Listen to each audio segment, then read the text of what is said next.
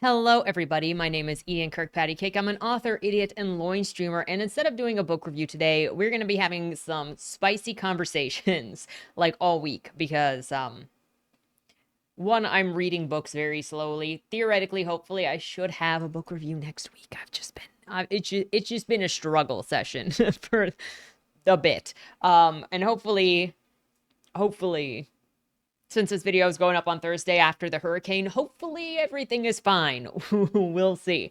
Uh, but the other thing is, this came up. I've talked about this subject a couple of times on the channel in different ways, and generally it's been met with this doesn't happen or it's only one side doing it. And I would like to bring this discussion forward in general to revisit, since I'm now seeing more people talk about it, and I have a couple other things that I would like to see. Now, we're going to have a spicy conversation. It is likely going to inspire some emotions in some of you. I'm not going to put it past anybody, and I don't blame anybody for having an emotional response to anything that will be said today. None of it is meant to belittle or attack or dismiss anybody's likes or dislikes. I know that I have strong likes and dislikes. That's what my channel is for, to share my likes and dislikes. But that is also why I say there's an audience out there, even if it's not me. Now, the fact that I have a strong opinion on something doesn't mean that there is no audience out there or that other people won't enjoy the very things that I dislike. But I try to make it very clear what my likes are so that I can talk about things and that people know. And if they want me to opine on something, then they'll know where I'm coming from, because I am not an equal opportunity viewer. If you've watched any of my reviews, you know that. If you've watched many of my reviews, you have likely seen much of where my biases are, and I am very clear about my biases, and they only get worse when I'm tricked or lied to. But I'm very honest about those. I generally try to avoid things that I do not specifically like, unless there is a reason to go into it. But if I genuinely hate something, I will not go and seek it out or bother people who love it in their space. But that's going to be part of the later conversation. Anyway, before we get too much into this, because I've already trailed off a little bit, number one, if you enjoy what I do here on the channel, please remember to like, share, and subscribe for more. Number two, if you would like to be featured on the channel, check out the links down in the description below. The number one way to be featured is through Lamoy, the monthly prompt writing contest, where I give you a prompt, you write a short story using that prompt, and on the first Monday video of the month, we bask in your creative genius. The second way to be featured is if you are an indie author and you have a book out or a book that is coming out. If you submit it to the Fresh Meat feature, your first chapter will be read on the channel to hopefully help more readers find your work. Because again, I might not be your reader, but I want to do the best that I can to help facilitate, without it being my opinion, that kind of gatekeeps. Because obviously, book reviews or book discussions are going to be heavily determined by like what I want to read or the duties that I have to read. Like with the ALA books, I don't think I would have picked up any of those ALA books if not for doing the ALA or banned books project. So there are multiple reasons why I might pick up a book that are not for particular interest of me, but everybody has their own thing that they like. And the third thing is, if you would like to check out any of my books, they're available at any of your favorite places to get books, including the local library upon request. My newest novel, Body More Zero, actually comes out at the end of the month. It is a book that I am the most proud of at the moment. I actually could not be more proud of the characters and the story that came out of that book, and I couldn't have imagined it coming out. I couldn't have imagined it being in existence when I started the Body More project in 2020. So, or 2019, 2020. And so, whew, it's a thing. I can't wait to work on my next project, be working on my next project, which is The Legend of Bill Cassidy. Book one does not have a name yet. Monty and I will come up with a book name for it eventually, but I'm so excited to share that. And for now, Body More Zero is my proudest work to date. So with that said, let's jump into the topic. A couple of things that I will say first. Number one, I'm warning you right now, we're going to have spice. There's going to be opinions. I'm expecting your opinions. It's going to happen. Number two, having an opinion and sharing it is different than going after people. So I have seen this in previous conversations sort of regarding this, and there's a lot of attempt to try to catch people and calling them hypocrites for having any sort of opinion whatsoever. But just because because you say, hey, this thing can exist, does not mean that you can't have an opinion. Or if you dislike something, it doesn't mean that you have to say it can't exist or it shouldn't exist or to go against it. I have a couple of things that I absolutely abhor. Okay, number one is The Fourth Wing. I actually feel so personally insulted by The Fourth Wing that I wish that book was never published. Now, am I going to go and harass people who love Fourth Wing? No, I'm glad that they have it. Am I going to go and harass Rebecca Yarros for writing that book? No. Am I going to go and post stuff obsessively on forums or on Twitter about how much I hated Fourth Wing? No, you didn't even see me do a review here about Fourth Wing or Iron Wing. I will eventually talk to Alex because I read Iron Wing for Alex because he wanted to talk to people about it. You'll see that. But that's going to be us discussing the book, not harassing people about them liking it. And so there is a very big difference between having an opinion, which is also, you can have a strong opinion, you can have a strong repulsion to something and express it without going into other people's spaces and going after their faces, okay? So if you go into somebody else's space where that thing is liked or disliked, kind of expect the response. But you can have a strong opinion while also saying, that's fine to exist. I still despise it, and here are the reasons I despise it. Some of the things that I obviously despise is I can't stand it when people try to glorify or fetishize cheating in stories. If a character cheats, they're pretty much like, I hope that it's a character-driven piece and we're there to like watch the choices of the character, because I can at least enjoy the psychological depictions of a story. But if it's supposed to be, I'm supposed to like this character, it's over. You're not winning me over with that character. Y'all know that I dislike explicit sex and stories that have no story but sex. Y'all know that I do not like torture, that I do not like hurting people or things for the sake of hurt. I absolutely abhor splatterpunk. I hate dark erotica. I hate erotica, period. Like that's repeating. And there is also a difference between I can tolerate something being in a story versus that being about the story. So like one of the things that I don't necessarily despise is nihilism. I don't particularly like stories that are centered around nihilism and the entire point of the story is how pointless everything is. It feels like a waste of my time, but I don't despise it like I do things that are just meant to hurt. You know, if you've watched some of my previous reviews, especially for the ALA, like Out of Darkness, or I know that there have been a couple of them, but I can't remember them off the top of my head, where it was like written for the point of hurting the reader.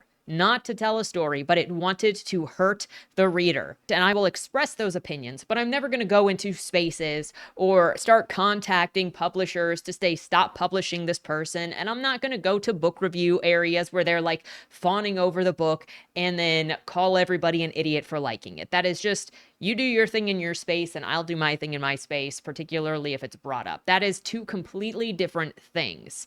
3, there is a growing resentment between viewers or audiences and artists/creators. And I've sort of talked about this. I think it was a year ago, maybe 2 years ago, where I did a video called Entitlement. And it was how viewers felt entitled to demand what creators are making, and they would get also mad at the creators who also feel entitled to the audience's money. So I tried to get it from both perspectives to understand, to show that there was understanding, that it wasn't a one-sided issue, because there are creators or there are studios that will create something to insult the viewer and then say, but where is the money? You owe us the money. You're some kind of ism for not giving us the money. And so that resentment has just been growing back and forth. Honestly, I haven't seen the new Joker, but I watched Moist Critical talk about it. I've looked at a couple articles, and I saw an article that had Todd Phillips saying screw you to the previous audience. And so the feeling that I got for Joker 2, that it's in existence as a response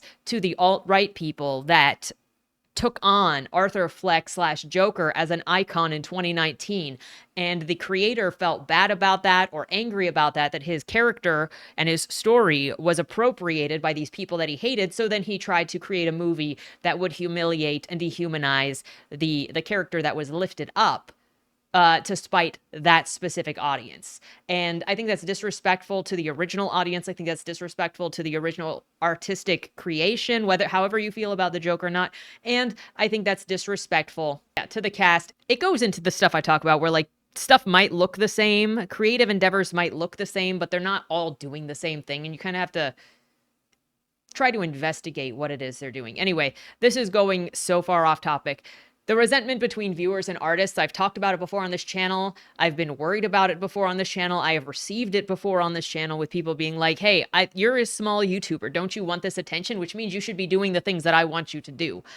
I'm glad that you're here. I try my best to accommodate. I cannot accommodate everybody, and I am still my own person. So people who, or I've had people that go, oh, I read one of your books. Now you owe it to me to read my book. Here is my race war fiction. No, there is an entitlement between both creators and viewers, and the creators can choose to make the things that they want to make, and viewers or audiences can choose to not participate or want to participate. And not every time something deviates in a different direction than some viewers want or expect does not mean that it is a screw you to the viewer, but it also does not necessarily need to be wished death upon. People are going to fail or succeed. That's just part of the artistic endeavor. That's part of the that's part of the uncertainty and the risk taking of art. Is it's not a sure thing. You don't know it's going to take off, and then something does, and you're like, wow, look at all of these trend followers. That's just how art works. You have to let it be creative. You have to let it deviate to see what people will do when given the opportunity to play. And that's fine. But as soon as we start growing into this resentment of viewer versus artist, as we've been seeing, or at least I've been seeing, it just keeps feeding itself, even to people that are not necessarily being resentful, because the resentful audience is the one that is loud. And so then if it's the resentful creators, then all of the creators, period, get slighted with this. And if it's viewers, then all viewers get slighted with this. And it's bad. Don't worry, we're not just going to listen to me talking about this for a while. I have some articles and some tweets that I would like to share with you, and some examples that I have seen that I've been waiting to share.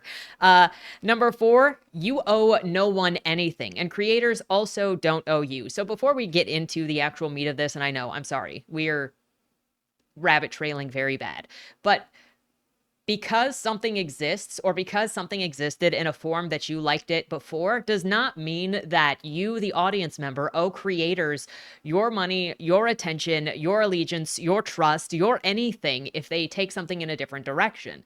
You can choose to do whatever you want with your time, with your money, with your attention, but creators are also in charge of their choices. Whether they listen to you or not, you are not the only person that they are serving. And in some cases, a lot of cases, artists are serving themselves unless they are doing commission or commercial work specifically. So there needs to be this recognition that audience members don't owe anybody anything. They don't owe any creators anything, and creators don't owe viewers anything. Personally, I think that creators owe it to the people who show up for them to do their best at what they're trying to do, to not throw out slop.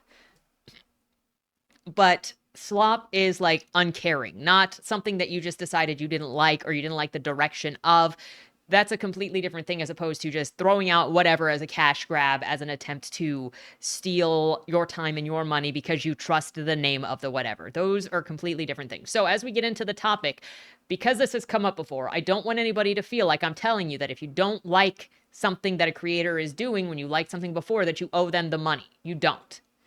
Number 5, it's okay to hate when things change, but you're also not the only audience that exists or that may exist. If somebody fails, then they can fail by their own merits of not creating something that anybody wants. But wishing that somebody fails or campaigning for their failure for not serving you is another level. And it reminds me a lot of the mantra that many were saying, that was they want you dead and homeless and your kids starving and everything about your life just destroyed. So remember that. Campaign against them because they want your life completely destroyed. But that's what I'm seeing from the other direction as well. And then I'm told it doesn't exist. So Number 6, and this is not being said in a rude way, though I know that it can be taken in a rude way, but as an artist myself, I have been inspired with this too. Genuinely, if you see something that either you don't like the direction of, be inspired by it. Make your own thing, not out of spite, but out of love for the idea, out of love for the creation that you wish it could have been. I mean, that's my personal philosophy perspective. I think you create better stories and better experiences when you create them out of love. But I know so many people that create out of spite, and I know so many readers or viewers that love content that is made out of spite or is angry content. And there is a whole audience for that as well. But if you dislike something, be inspired. Let yourself be inspired. Explore, play, let yourself fail. Let yourself learn the creative process. Let it pick you up into a new direction. And I can't tell you how many times, specifically in the Discord, when we're talking about books that people have read alongside with the discussions of books that were being posted and read about in the chat, and come up with different directions, different ideas. Even in the comment section on the book reviews on this channel, people come up with different ideas to take books in different directions because you are going through the book asking questions of the narrative, of the choices of the characters, and you are inadvertently writing another story. And that's great. That's one of the things that I love about creativity, is that it creates a conversation with those who are viewing it, which will then in turn create something else because you're actively in a conversation with whatever work of art you are interacting with. Anyway, let yourself explore if you are so driven. Otherwise, there are so many different places that you can look for new things that I've talked about it previously in the previous weeks with the pulp fiction. There is so much content out there. There are so many stories in so many different styles. There's stuff for everybody. And it's okay if there's stuff made that is not for you, because you would make stuff that is not for other people. I think my content, like the stuff that I make for these videos, I'm very low key. I'm very conversational. I'm not trying to convince anybody of anything. There are some great essayists on YouTube. There are some great people that do a lot of research and then write very scripted discussions that block out all of their points. And they do a very good job at being persuasively of a persuasive delivery. But what I do here is obviously kind of some back of the garage stuff where I just want to talk. We're on the same level. I might have a camera, but I just want to facilitate conversation. And I'm coming at you not to correct anybody, but to ask questions and to share my experiences, to share my observations, to get yours, and then we can exchange, not to tell anybody what to do. And that's part of my style and my content. And I know it's not going to be for other people. I know other people, I know many people want something very polished, want something to go, tell me why I should listen to you. I don't think that you should. I don't think that you should take my word on anything. But if I can share ideas and we can share experiences, I think that we get closer to better understanding people that are maybe different than us, or why people operate in ways that we don't really understand, because then we get to see those thought processes. So I know that my stuff is not for everybody. My books, I don't really recommend my books to people because I think they're fairly niche. I love my books, but they're so character driven and not really action driven. If you go into Bodymore expecting Dresden Files, you're going to be very disappointed because that's not really what I write. And so I know that I write a niche, and I know that I love what I do, but I don't expect anybody else to love what I do. And if you do love what I do, then I appreciate that. But that's just the nature of the beast. But I'm not going to change what I write to appease other people. And there is a difference in that as well if you are seeking out critique to see how to improve your craft in the direction you're going, which is different than a consumer response. And then if you are the creator dealing with a consumer response, you have to determine if you care about those comments. So like if somebody came in wanting Dresden Files, am I going to care if they disliked Bodymore because it wasn't Dresden Files? I'm sorry that they had a bad experience, but that's not what I'm writing. So am I going to write that? No. Does that mean that I am crap talking them for their preferences? No, it's just different genres. So Anyway, different things for different folks. Oh, another area in which to take this away from me specifically, to give another example. Some people like racing games, like Need for Speed. Some people like narrative games where you go through the story. There's a lot of storytelling throughout from scene to scene with action. Maybe there is less action, so it's more of a walking simulator that you're experiencing a story as you go through. Some people like the heavily changed stories where you can make decisions and it affects the story. And some people just want straight action. Some people like a variety of these things. A lot of people like a variety of these things. But because somebody likes Need for Speed does not mean that CSGO is bad.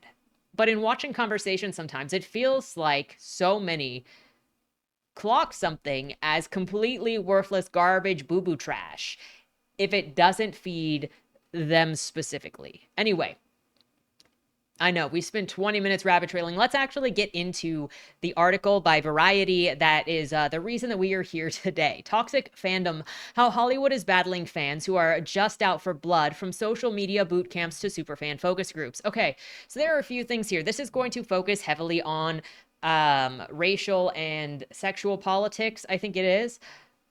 But we need to broaden this a little bit. And I'm going to show you, we got some Steam games that I want to talk about to add to this. But again, there's no insults to anybody. You just get to like what you get to like. It's fine.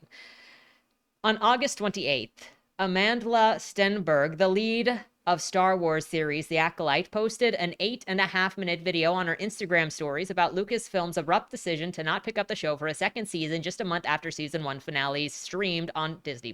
Quote, "It's not a huge shock for me," Stenberg said. "Since the series was announced in 2020, she continued, we started experiencing a rampage of, I would say, hyper-conservative bigotry and vitriol, prejudice, hatred, and hateful language toward us." Stenberg was unavailable to comment for this story. In other words, The Acolyte was the latest high-profile target of toxic fandom, the catch-all term for when fan criticism hurdles your good faith dissatisfaction into a relentlessly negative, often bigoted online campaign against either a project or its stars or creative leaders. In a franchise economy increasingly dependent upon established audiences' devotion to drive at the bottom line, the threat of toxic fandoms poisoning that enthusiasm has become a seemingly intractable headache for almost every studio, and it's only getting worse. It comes with the territory, but it's gotten incredibly loud over the last couple of years, says a veteran marketing executive at a major studio. People are just out for blood regardless. They think the purity of the first version will never be replaced, or that you've done something to upset the canon of a beloved franchise, and they're going to take you down for doing so. Sometimes toxic fandoms behave reactively. A House of Dragons episode featuring 2 female characters kissing and an episode of The Last of Us focusing on a gay couple were both review bombed, and practice of mobbing sites like Rotten Tomato and IMDb with negative user reviews, which gained mainstream attention following the premiere of 2017's Star Wars The Last Jedi. An entire YouTube ecosystem is devoted to declaring projects like The Marvels and The Boys woke garbage, among other pungent sobriquets.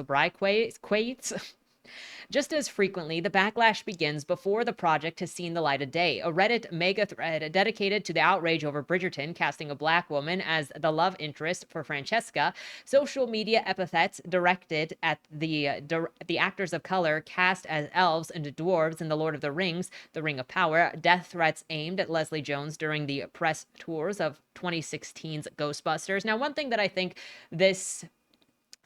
think that this article does poorly is it does bring up examples of things that people have raged at, but they're also highly emotionally charged and highly politically charged examples that I already know are going to draw out a specific response by some people just from mentioning them. Like, oh, of course, The Rings of Power. Of course, Ghostbusters. Of course, the Star Wars The Last Jedi. Of course, they're mentioning actors of color and same-sex couples, like I mentioned at the beginning of this. But I think that focuses too closely on political issues that it is actually going to trigger an emotional response, a defensive response, to be like, well, yeah, look, but they're calling us bigots this entire time.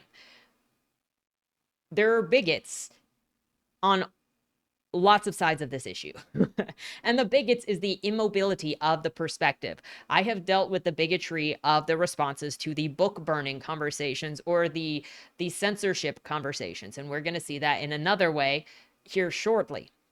But I know that some of these things are going to cause that response, and I understand that it is messing with legacy content, that there was a lot of politics outside of the movies that were involved in this, or outside of the, yeah, they are all movies. They're outside the movies involved in this, but this is not contained to just these things. Perhaps the greatest irony of this phenomena is the disproportionate impact these toxic fandoms have relative to their numbers. The vast majority of any fandom are casual fans, says John Van Sitters, VP of Star Trek brand development, who has been with the storied franchise since the 1990s. The number of people who live and die for their franchise are very, very few, and then those who come after are things that they espouse to love with the venom are a really, really tiny subset of that already smaller subset of the fandom. It's just much easier to see it now, and I don't know that it's really that much broader than where things were in 1995. It's just that the bullhorn wasn't there.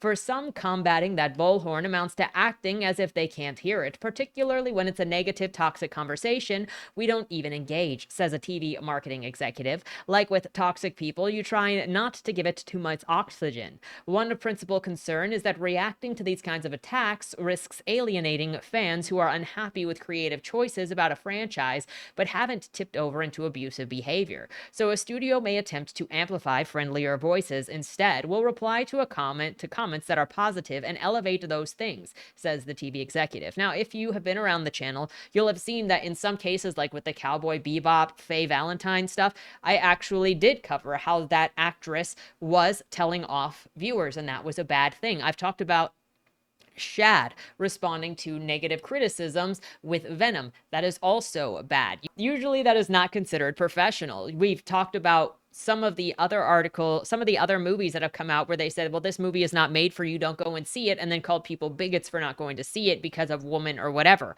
And those are specific stories, but not all stories. And then I think that has actually fed into this hypersensitivity that anything that may have those elements will now be considered part of the same thing, even if the creators are not doing the same thing. And I saw it with the Fallout show before it was even released. Not only did articles say that the director was a fan, but the director was going to go the way that he wanted to go with the story, and people were like, oh no, I know what that means. There are mixed responses to the Fallout show. Some people like it and think that it's great. Some people don't like it. Plenty of people don't like it and think that it deviated or they didn't do what they wanted them to do. And both are legitimate responses. But before it was even viewed, people saw this person saying that you can't just listen to the fans and then use that to attack it before seeing what it did. And let me tell you, you cannot listen to the fans. I understand the Sonic movie is an example where listening to the fans helped that production, but in most cases, do you want to know who the most passionate fan base members are for any show? The porn fanfic writers. So if you're listening to the loudest of the fan base, then you're going to listen to those that do AO3 or other websites that specifically focus on the fans and the porn fic.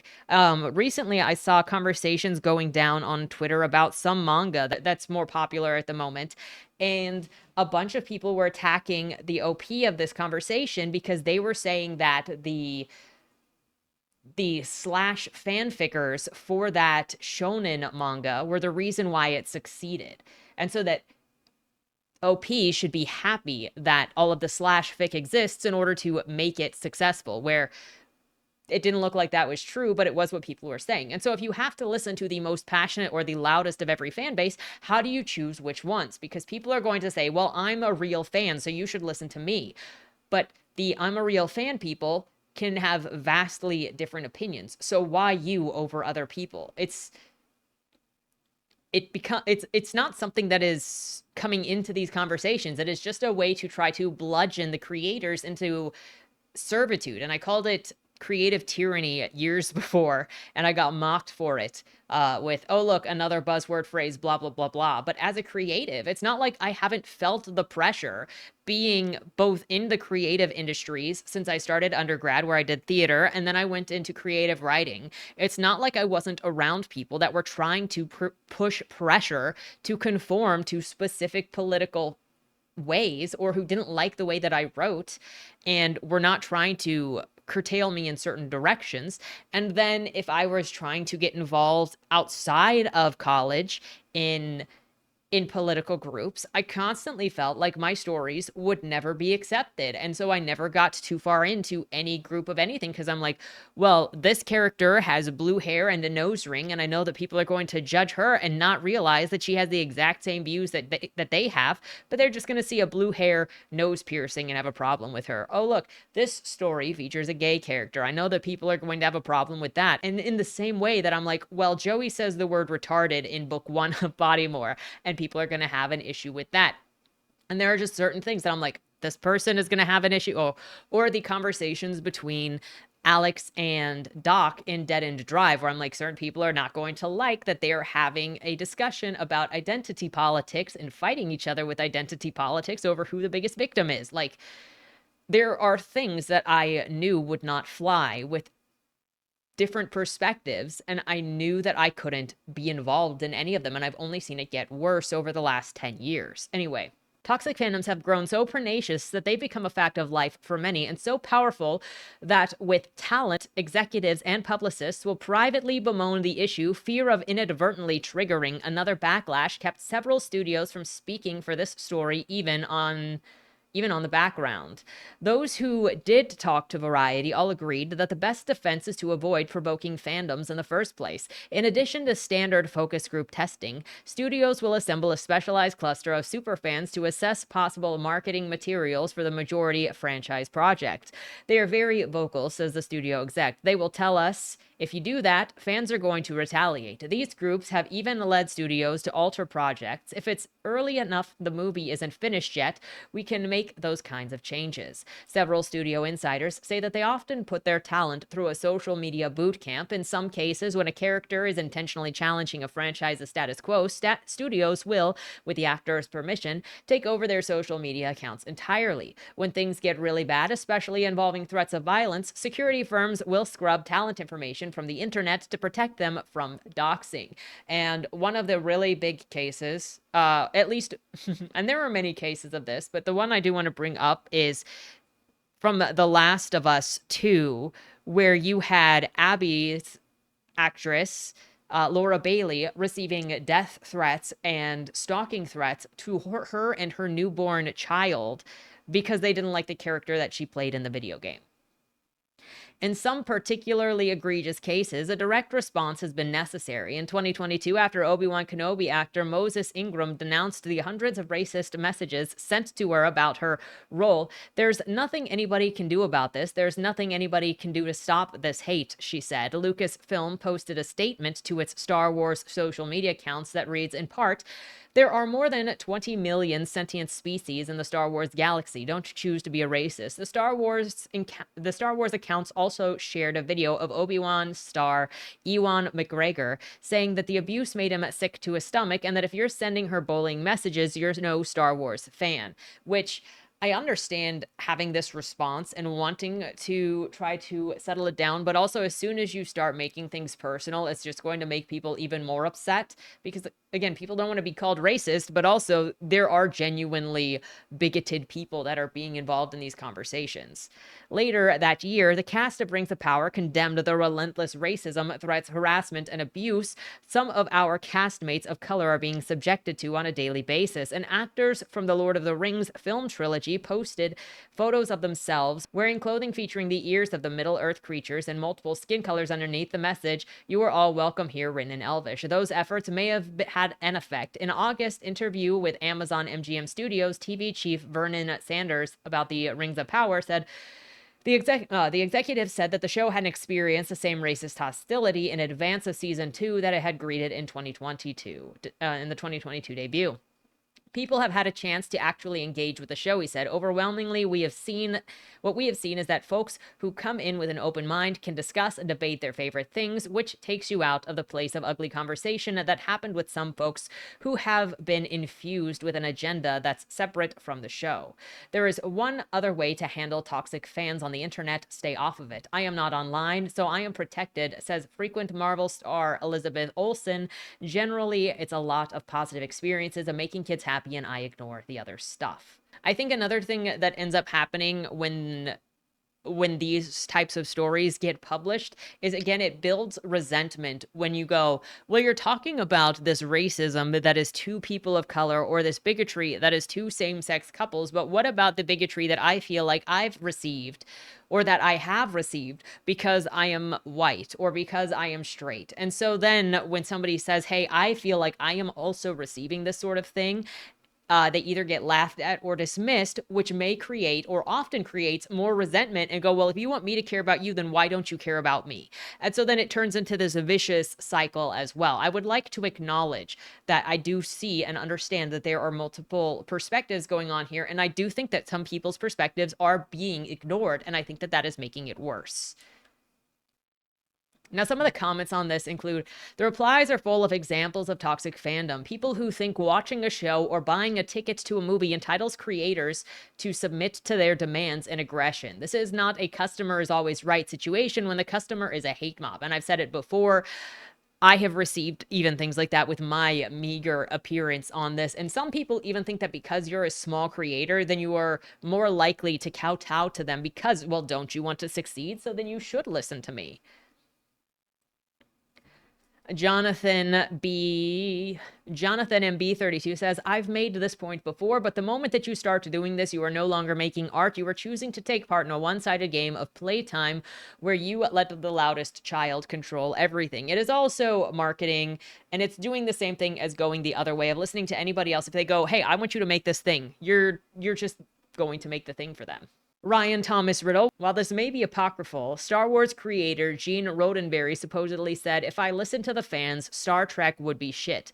This is worse because they'll listen to a small subset of cishet white male fans who can't accept stories are not centered on them. So again, this is going to end up creating an us versus them where it's acknowledging, but again, how do you, in any conversation, how do you talk about something without the subject of that thing taking something personal? How do you have these discussions when you can't actually talk about things without saying it's the other person, without demonizing?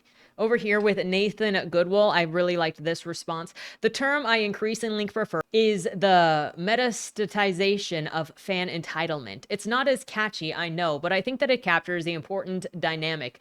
Fandoms have always had intensely toxic elements to them, but social media exacerbates and encourages them.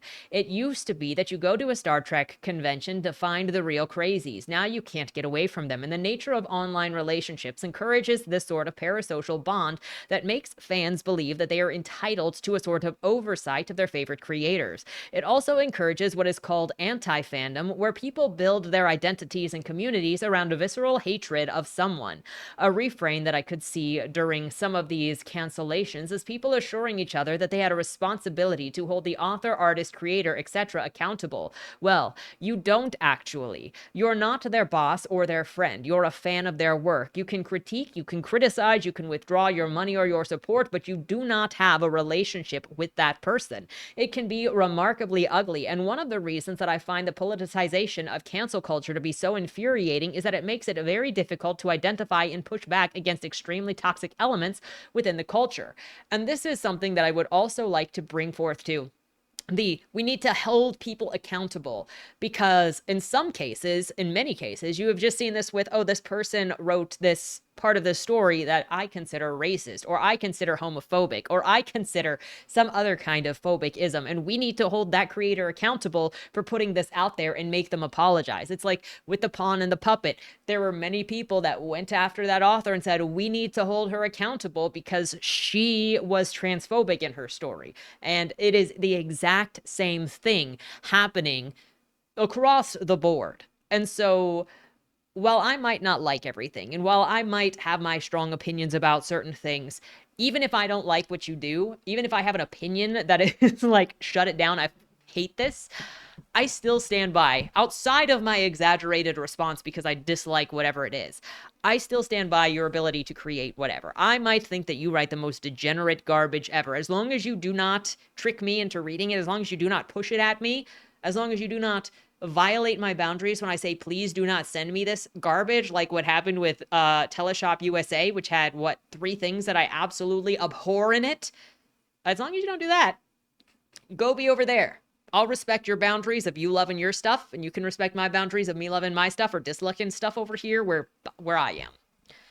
But this idea that you have to hold people accountable is and has been a disaster of control and manipulation in general that we have seen, and we have seen pushback on, and it is just spreading to cannibalize or attempt to control all artists and all creators, to say, I don't want to create things, but I am going to try to bully, belittle, or beat you into submission to creating things for me the way that I think that they should be created. It's like a cathedral trying to control the artists, no matter where they are.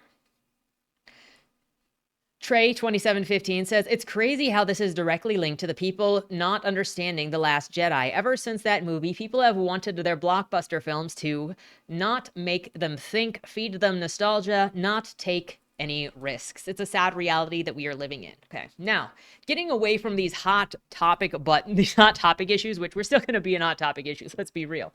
We're going to talk briefly about video games, because this is we got some examples that I want to share for just the extremeness of this that takes it out of the LGBT or people of color scenario. Okay, now Silent Hill 2 came out this week on Tuesday, unless you got the pre-order special edition and then you got it on Sunday. But people, since seeing that it was being remade, and because of the remake hypersensitivity, what's been going on, people had already assumed before seeing anything that it was going to be a disaster. People have bad opinions about Blooper Team. I've loved Blooper Team since I played the first Layers of Fear. I'm looking forward to, I was looking at the remake of Layers of Fear 2, their newly designed environments. I've always thought that Blooper's Team was very artistic and very good at atmospheric horror, atmospheric design, which one of the things I loved about them. But if you're not for narrative horror, then you're not necessarily going to like their work, because it is not action horror like Resident Evil where you're actively doing things. Their stuff is you kind of go through the environments, interact with things, discover the story. And I like that. Other people might not like that, but it was only more recently that I discovered how much like random hate Team Blooper has, and I've always thought that they were good. I've been like, I will buy most of what they put out because I like it. I liked Observer, which I should play the Observer Redux to see what they did there, and Layers of Fear. Even though I didn't necessarily like Layers of Fear 2 as much as Layers of Fear 1, because the story was more like, what's going on? It still looked neat. Okay, I accept it as a work of art. I think that Team Blooper does artwork as video games. But so they were going to work on, or they were hired to work on, the remake of Silent Hill 2, and immediately it was just slammed by these people that wanted it to fail. The forums on the Steam app are a disaster area. If you go and freaking look at them, we're going to look at some of them, okay? We're looking at Silent Hill and Dead Rising right now. But when Silent Hill was coming out at the end of last week, it was getting its scores from the video game critics all over the place, and it was getting very high scores, to the point that the angry people were so angry that they went to Wikipedia to vandalize the scores to say that it scored worse than it actually did with all of these critics, because they couldn't let it succeed.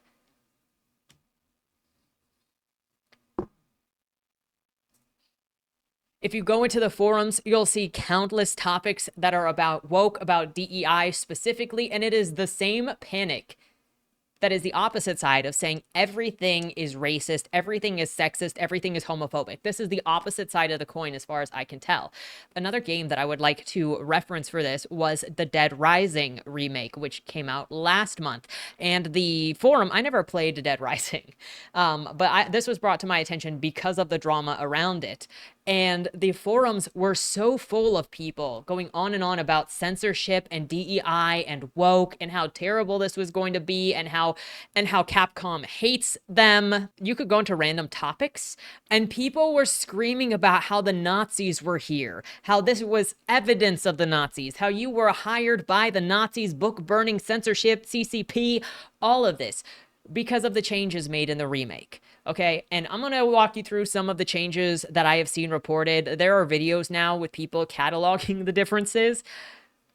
And this had people freaking out about Nazis behind every blade of grass. Which it's also funny because considering I talk about the removal of books from schools and what I see with the sexualization of books around children, they're making the same argument. Capcom hates its target audience that has literally solidified them. Of course, they would censor things involving male entertainment. Capcom owes everything that it has to men, and if you are one, you should stop giving them money you should stop giving money to those who hate you. And this is his example of the censorship, which is in the remaster, they replaced the sexiest shot with this is the funniest shot. So they took out some of the sexiest things. Now, anybody feel free to make your argument. I don't like to assume the worst of anybody, okay? When you tell me that male entertainment and creep shots are the pinnacle of male sexuality, I don't know how to respond to that. And that is something that has come up because in these conversations, Resident Evil 4's remake has also come up. I've really enjoyed playing Resident Evil 4's remake. I don't blame anybody who likes the original because it has a different vibe, because it was written with a different culture, the culture of the 2000s. And so maybe you like that kind of stuff better. I am enjoying 4. I'm not saying that it should replace the original. I think it is two different things for two different experiences over the same thing.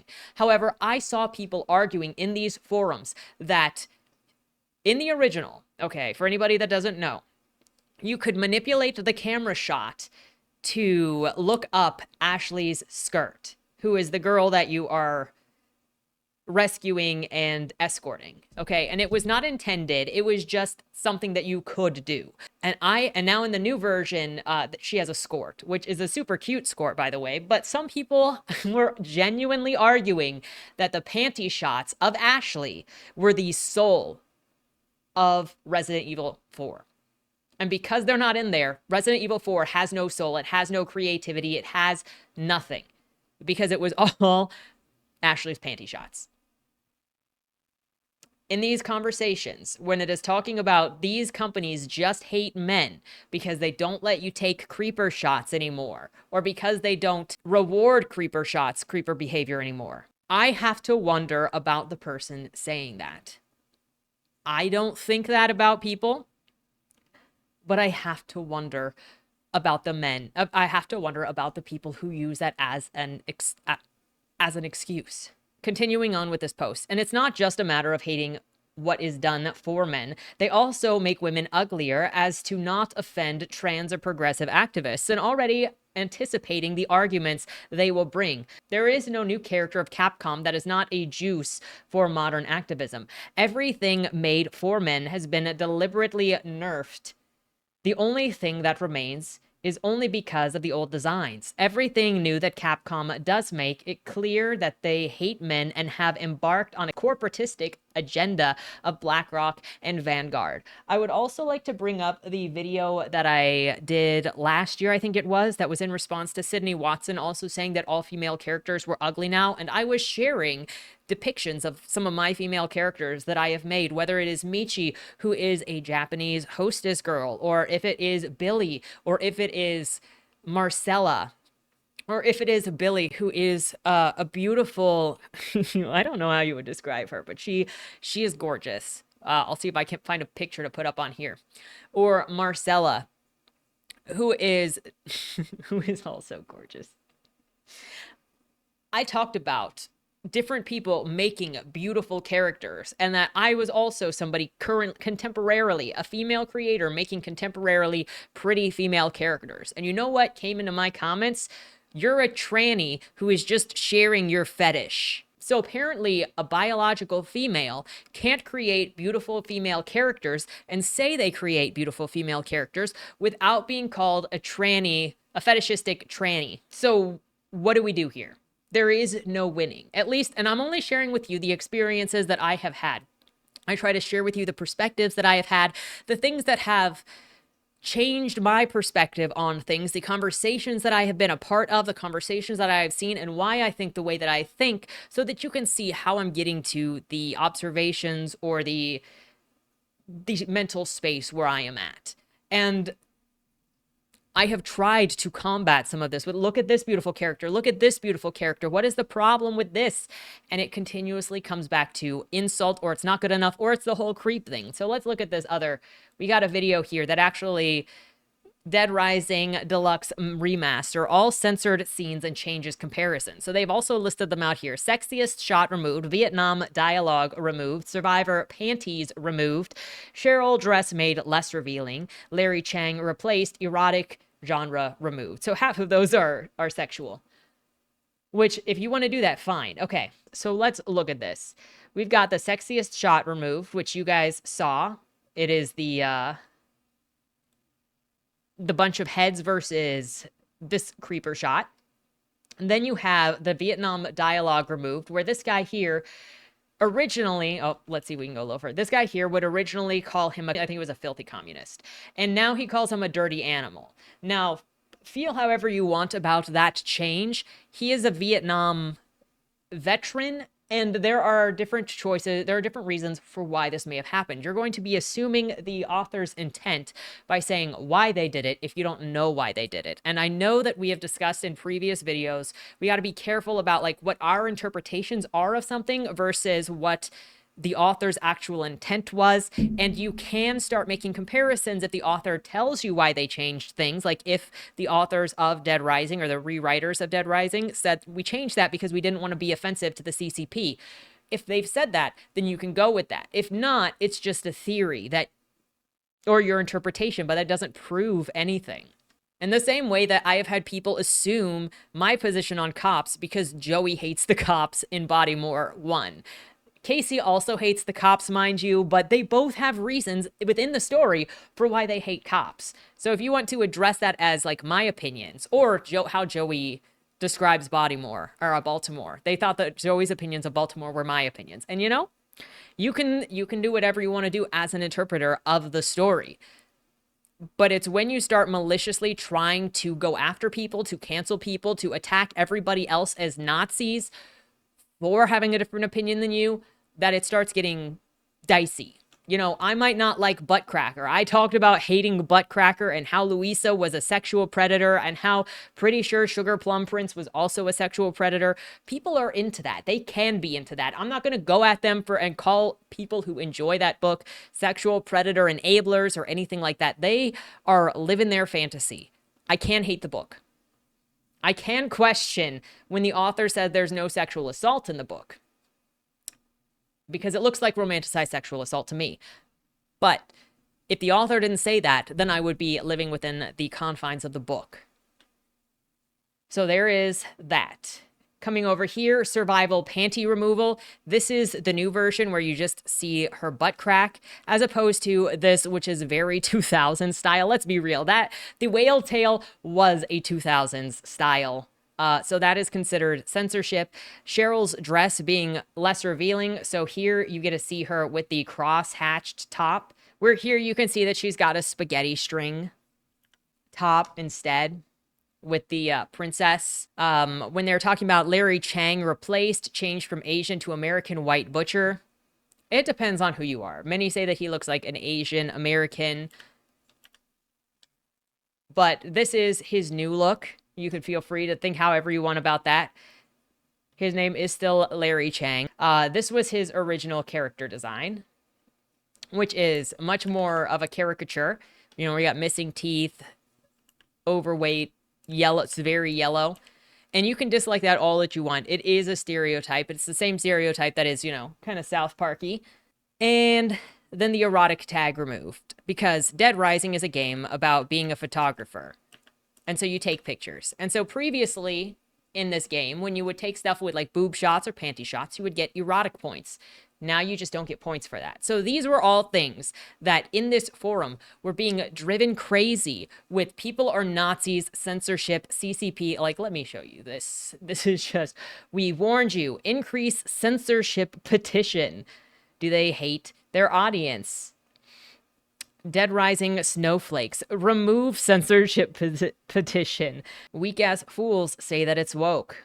We are not going back with a Kamala Harris. Like, it is so stupid that this stuff is so politicized. Modern audiences. People wishing that it would fail, trying to count how many sales there are on day one. So you can dislike it all that you want. I'm not saying anybody can't dislike it. You can't have your opinions, but obsessively wanting something to fail for not being made to your precision is, I've been feeling it as a creative. I don't know who else has been feeling it as a creative. I don't know who else has been feeling like they have to conform to certain things in order to have any opportunity whatsoever. Personally, I've felt like I went indie because I felt like I was going to have to sell myself out, and I was never going to be accepted for my creative choices or my creative decisions if I tried to go trad, unless I changed myself. I was going to have to change the themes of my stories, the characters in my stories, to be what would market, what is popularly marketable. I've talked to agents that said they would go and look for certain political ideologies on your social media, and it didn't matter if you didn't post them at all. They would require you because it's sussy if you don't post on your social media. I've had people come to this channel and they see me criticize somebody that they dislike and they assume that our politics match, and then they watch something else and our politics don't match. I'm assuming this is going to be one of those videos because let's just say that depending on the video, I get called a woke abortion worshiper, or I get called a never gonna be a woman tranny. And it just depends on the video. But this leads me to this. We're not going to go through this article, but I did want to bring up the idea, are we all beginning to have the same tastes? And I don't know how many of you kind of follow around BookTube, but there have been a couple different booktubers that say everything is sounding the same. Why do all of these books from Book Talk sound exactly the same? Why am I picking up all of these books that sound exactly the same? And I was associating this with these conversations that are around creativity, that are trying to force people into a creative box. You must make things this way, or you must make things that way, and you must appeal to this audience. Oh, that goes back to the other thing. So I went indie because I felt like I was going to have to be put in a box and sell something a certain way and censor myself in the way that I create, because some of my ideas would just never fly. And I feel like Dead End Drive specifically is like, I don't have a big enough name, period, to get away with the things that I wrote in that story to go traditional. So I'm screwed. But then I also knew that I was going to have to sell things out if I leaned on the right wing, because I would have to try to sell my identity that way. And I would have to say, hey, look, I am also a totem of these values, and I would have to sell out certain values. And like, if you look at Westies, at least two of those stories have to do with female characters not having rights, because it is the late 1800s. You know, Marcella's father sees Marcella as property to be traded to better the family's legacy. Her husband was picked out for her when she was a child. She was seeing this man just as casually friends when she was a child, and he's 15 years her senior. And she is told that she is going to marry this guy after she starts expressing to her daddy that she has fallen in love with somebody else, and she would like to, well, you know, she shows interest. She doesn't say she's fallen in love with somebody. She's like, Daddy, how do you feel about these things? You know, her daddy is like, at least it's not a Mormon, but no, her daddy is like, if she freaking says that she has fallen for a Mormon, I am going to lose my mind. Mr. Bailey hates the Mormons, okay? He almost hates Mormons as much as he hates Indians. He also hates the Irish, but that's a side thing. His favorite thing about Montana is there are no Mormons there. But that story is about the difference between, a major component of that story is that Tommy actually gives Marcella the choices that her father never gave her. And she never realized that she didn't have choices until she met a man who actually asked her what she wanted. And she gets into trouble for making the decisions that she makes, but Tommy is the one that enables her to do that. The second story is heavily going to involve Daisy's ranch in Louisiana, and people trying to get her property from her, and because her father died and has passed the property on to her, but people don't really respect a woman owning property. We have to further develop that once we get to that point. But these are issues that come up that would not be respected. And honestly, I can already imagine people looking at the love story between Marcella and Tommy and seeing who Marcella chooses to be with, and being like, well, obviously Mr. Bailey was correct, because look, you give Marcella the option, you give women the option to choose, and they are emotional, and this is what they choose to be with.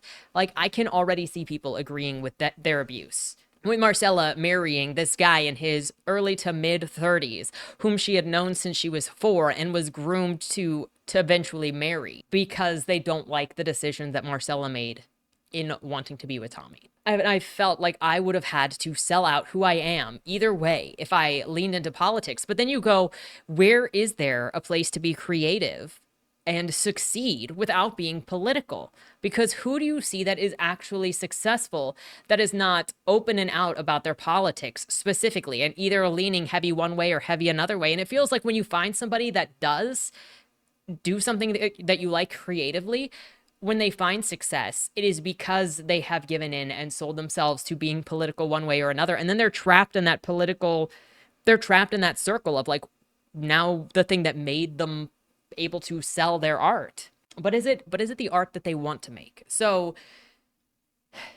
long story short, are we all beginning to have the same taste? I just see a lot of people trying to force others into creating what is considered or what should be considered ideal. And that kind of goes back, I think, even to the article I talked about 2 weeks ago, where it said art or pornography, and it was talking about creating stuff of value and how everything is egotistical. And is that just another way of trying to control that all art is done in a certain way so that we all are forced into having the same taste? And I think it's almost confusing for people because there is so much, not only variety, but we are always constantly surrounded by different views that I think it kind of breaks our brain. Not everybody has to agree with us. And in fact, it's better that we don't agree and we learn that it's okay to disagree, to approach differently. And nobody is actually wrong when it comes to opinions. Facts can be wrong. Opinions can be bad. That's it. Last thing on the video games, because I just wanted to show how ridiculous this is to anybody that's not following the video game stuff. Okay, there is an account called Woke Content Detector. Maybe you've already seen this. They have gone through like over 1,000 games to detect whether or not they are woke and to tell you whether or not you should play them. And okay, I want to go to Age of Empires because they say it's mid-woke. It says informational. Your 3 options are recommended, informational, or not recommended. And not recommended is woke. Informational is like semi-woke.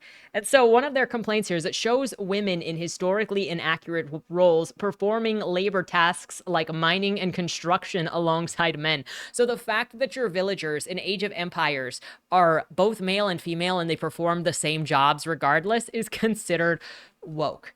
I also want to do Civilization, where they say added historically unimportant female leaders. So the very fact that there are female leaders in the game, that whoever is behind this says are historically unimportant. What about historically unimportant male leaders? Are there any of those in there? Can we define what this means?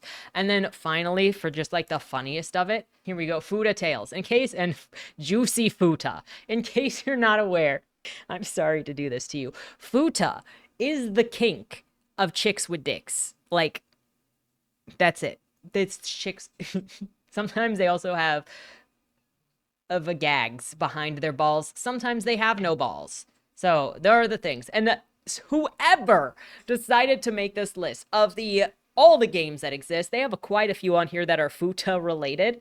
And they features multiple characters that are hermaphroditic, including the player character features hermaphroditic sexual interactions. Amazing that you would need to test a game about futa sex to tell me that there is futa hermaphroditic sex in it. This is a joke. It's a joke of control. Anyway, this goes back to the top of the hour, which is creators are going to create. And there's stuff out there for literally everybody. And just because stuff exists that doesn't interest you doesn't mean that there is not stuff out there that is written with you in mind or is written with your interests in mind, and that you can't criticize something that you don't like. But there's a difference between wishing failure and trying to drown things into conformity because it breaks what you want it to do, and just having an opinion and then moving on to the next thing.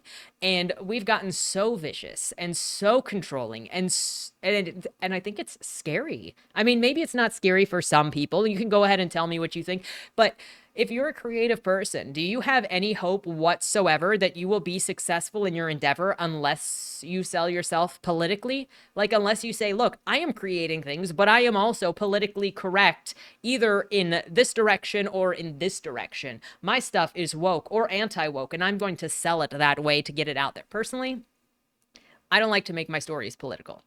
I just write stories about people. What you take away from them is what you take away from them. What I write in them is what I write in them. I'd love to talk to people about my stories. I'd love to hear people talk about my characters. I love them so much. But they're just human stories. And you might go, but hey, Ian, weren't you just talking about how Marcella's story is about a woman's right to choose who to marry and just women's, like, it has that involved? Yes, because that was a reality that people forget.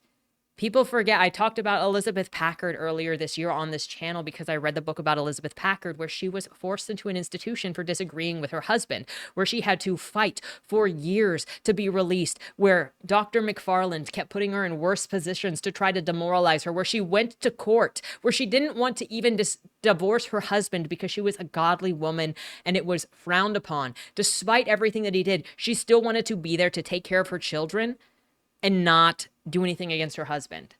But she would never have her ability to own herself and to take care of herself unless she actually divorced her husband. But people ignore the reality.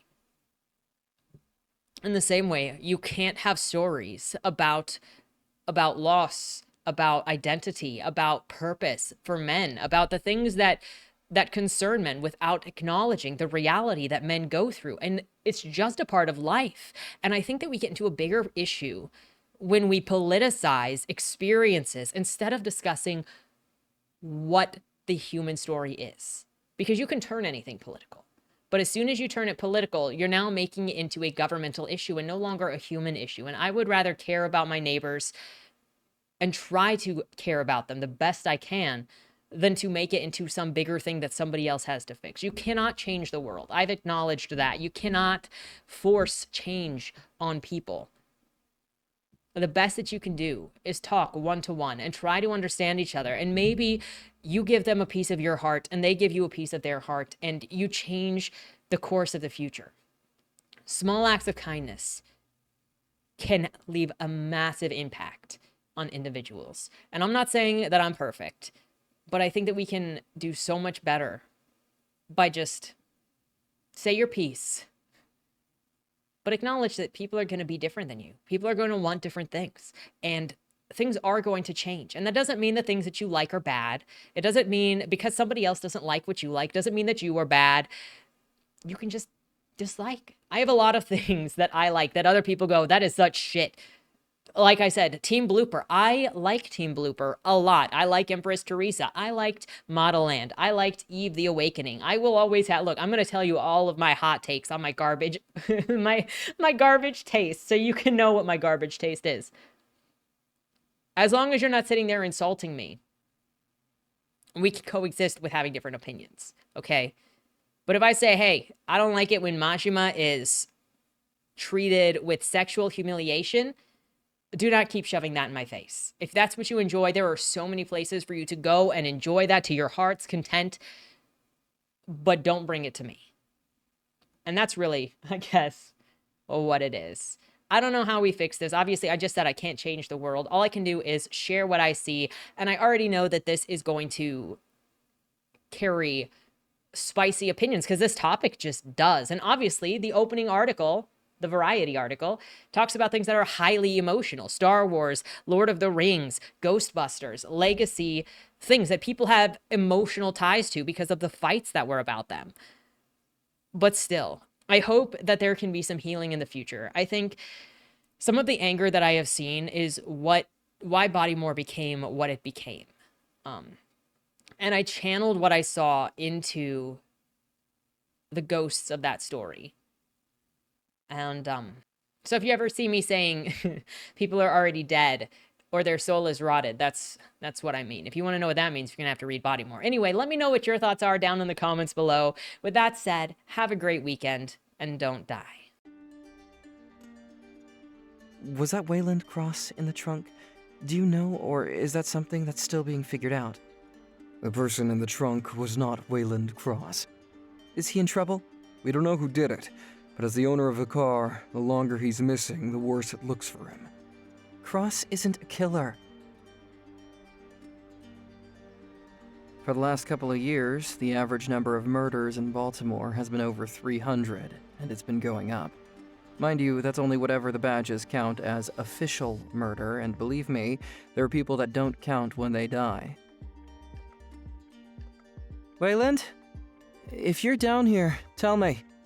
I'm not talking to the badges, I've been looking for you. They found a body in your trunk. Why? Did you do that? To the left, plain black letters read along the wall. You walked in the corridor. Once that ends, you chose the dark is on the right. My vision goes blurry, flickers black and black and black for longer intervals until I can't see anything at all. I'm not screaming anymore, but my voice echoes back to me. Where the hell am I? You're dead, Josephine. Even smart people do stupid shit sometimes, right?